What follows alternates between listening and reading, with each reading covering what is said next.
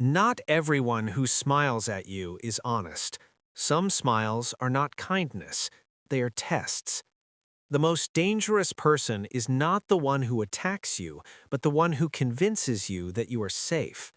Because once you feel protected, you stop watching. And that's when control begins.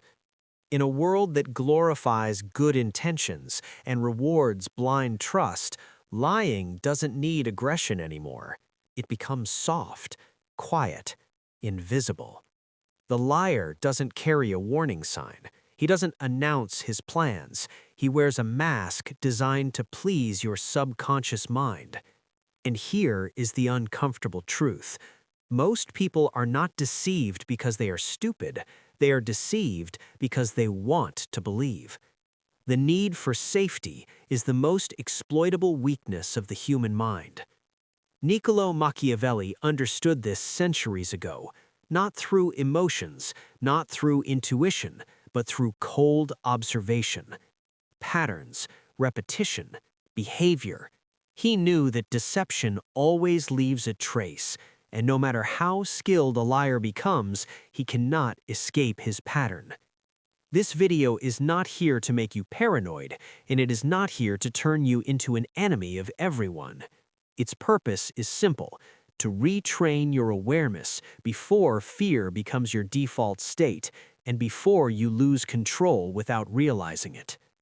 What you are about to hear are not assumptions. They are psychological tools, silent tactics that allow you to see manipulation without confrontation, without conflict, without saying a single word. Your subconscious mind is not afraid of lies. It is afraid of being controlled without awareness. And the most dangerous form of control is not force, but calm persuasion. The liar does not want to defeat you. He wants to confuse your inner compass. He wants you to doubt yourself, not him. That is why intelligent people fall too, not because they lack logic, but because the subconscious mind craves harmony. It wants to believe that the person in front of you is a friend, an ally, someone safe. That's where manipulation truly begins. Machiavelli wasn't cruel, he was realistic.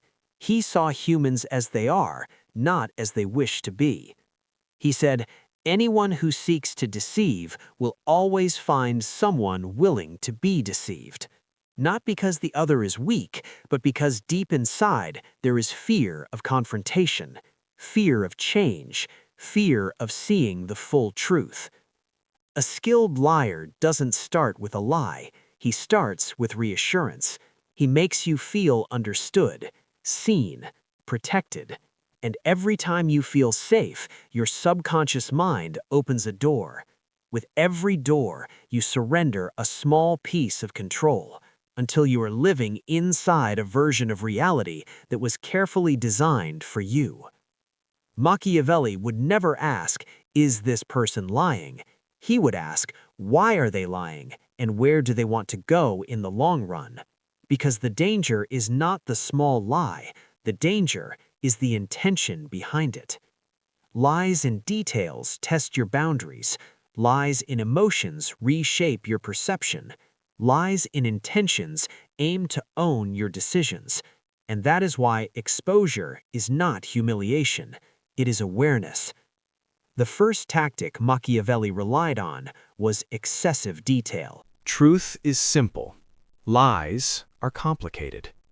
A truthful mind doesn't feel the need to defend reality. A lying mind feels the ground shaking beneath it. So it over-explains, over-justifies, adds details you never asked for. You ask a simple question: "Where were you?" A truthful person answers and stops. A liar builds a stage, timelines, unnecessary characters, irrelevant events. Not because memory is strong, but because fear is. Here is the mistake most people make. They think more detail equals more honesty. In reality, it often equals more anxiety. The tactic is silence. Ask the question, then stop.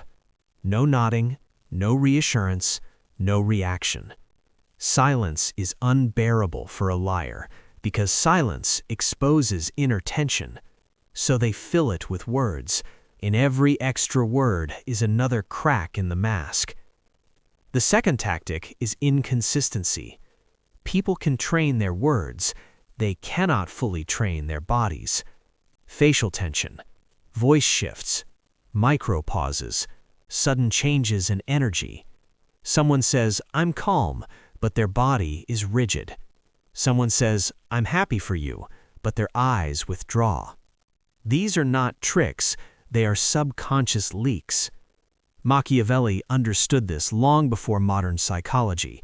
A perfect mask always slips briefly, and awareness is noticing that moment. The third tactic is repetition. A truthful mind remembers experience. A liar memorizes a script. Ask the same question later, in a different way, at an unexpected time. A truthful person adapts naturally. A liar repeats the same phrasing, the same structure, the same words. Not consistency, attachment, because leaving the script feels dangerous. The fourth tactic is disrupting the sequence. Ask about the ending before the beginning. Ask about a side detail. Ask about an emotion that wasn't central. Truth can tolerate chaos. Lies require order. When the structure breaks, tension appears. The fifth tactic is bait. You don't expose the liar, you let him expose himself. Offer a harmless false detail. Then observe. Does it travel? Does it return altered? Does it get used? Liars don't protect information, they deploy it, because their goal is influence, not understanding. Now comes the most important part, what happens after you know. Most people think knowledge means confrontation. Machiavelli believed confrontation destroys advantage. When a liar knows you see him, he becomes either hostile or more sophisticated. Both are losses. So the rule is simple. Reveal nothing. Change nothing externally. Adjust everything internally. Reduce access, limit information, withdraw privileges slowly. Not suddenly, gradually. Liars don't notice slow shifts. They notice shocks. Use time. Ask again weeks later. Different context, different angle. Not to accuse, but to observe stability. Patterns accumulate. Certainty forms. The goal is not victory, it is protection. You don't need to expose the liar, you only need to make him powerless over you. When your subconscious regains awareness, manipulation collapses. If this video felt personal, it's because your mind recognized something real. And this is not the end, it's the beginning of clarity.